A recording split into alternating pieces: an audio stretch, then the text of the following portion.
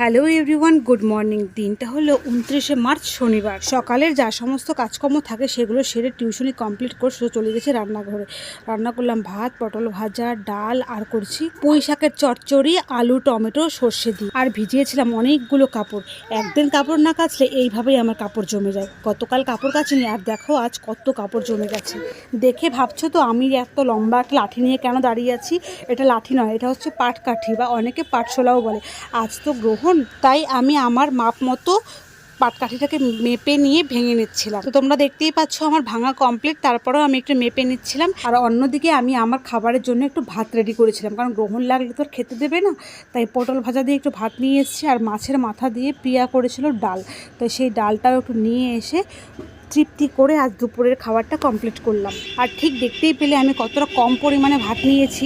কেন নিয়েছি জানো? কারণ গ্রহণের টাইমটাই পড়েছে 2:18 থেকে 6:21 পর্যন্ত। এর মাঝে আমি খেতেও পারবো না কিছু, তাই অল্প পরিমাণে একটু ভাত নিয়ে খেয়ে নিয়েছিলাম। আর পরে বসে গেছি আমার দুপুরের খাবারের পর একটা ওষুধ থাকে, আর সেই ওষুধটা দেখাচ্ছিলাম। এত বড় ওষুধ, এত বড় বড় ওষুধ মেয়েবেলায় কত বাহানা করে খেতাম, মা কত কিছু বলে খাইয়ে দিত। আর এখন দেখো চোখের নিমেষেই ওষুধগুলো খেতে হচ্ছে। যাকগে, ঘড়িতে তখন 1:53 বাজে, তোমরা দেখতেই পাচ্ছ স্ক্রিনে। আর ততক্ষণে আমার সমস্ত কিছু কমপ্লিট হয়ে গেছে। আমি বিছানায় টান টান হয়ে শুয়ে শুয়ে এই ফোন ঘাঁটছিলাম আর তোমাদের সঙ্গে শেয়ার করছিলাম। যাকগে বন্ধুরা, আজ তবে আসি। তোমরা সকলে সুস্থ থেকো, ভালো থেকো। আবার দেখা হবে নতুন আরও একটা ভিডিও।